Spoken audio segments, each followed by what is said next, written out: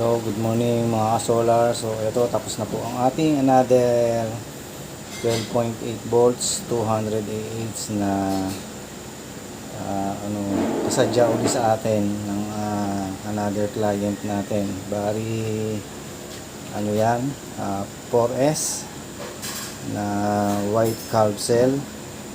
So pakita ko sa inyo yung voltahe. Ito ay dumaan na to sa sa BMS. Yan. So 13.8. Dumaan ng BMS yan. Ito ay hindi dumaan ng BMS. So parehas lang sila. Ibig sabihin, okay ang ating connection ng ating BMS at active balancer. So yan na siya. By delivery by this December 8. Ngayon ay December 7. Actually nandiyan sila sa church, may seminar po kami ngayon, kaya niras ko po to mga kasolar, yung ating battery nito. Nga pala ay ginamitan natin siya ng ehe ng yan, ito ehe ng swing arm.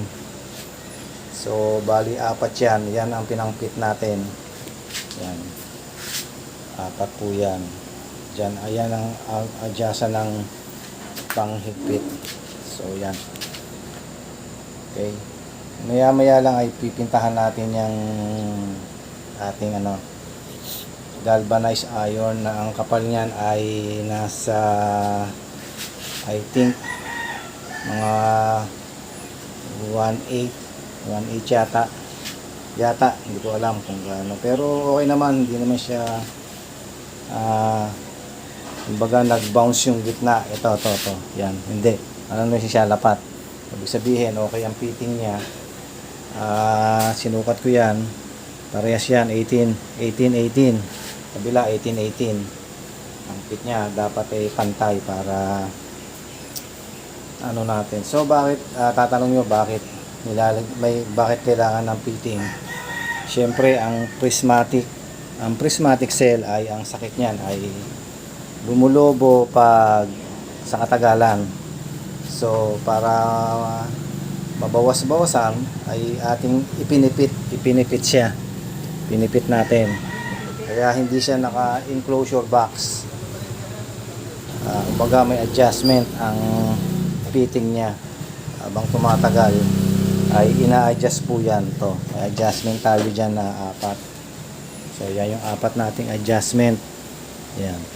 So ang pag-adjust niyan dapat parehas yung sukat dito saka sa baba para pantay na pantay ang fitting.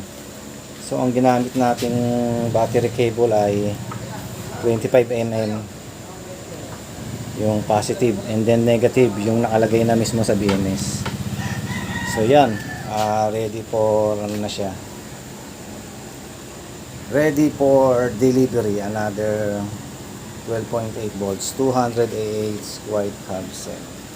So yun lamang mga kasolar, pinakita ko sa inyo yung ating second part ng video. Actually meron tong first part, yung unboxing na tinatawag natin, and then ito yung ating final setup. So maya maya lang after this video ay ating pipintahan yan, yung pintahan natin ng puti,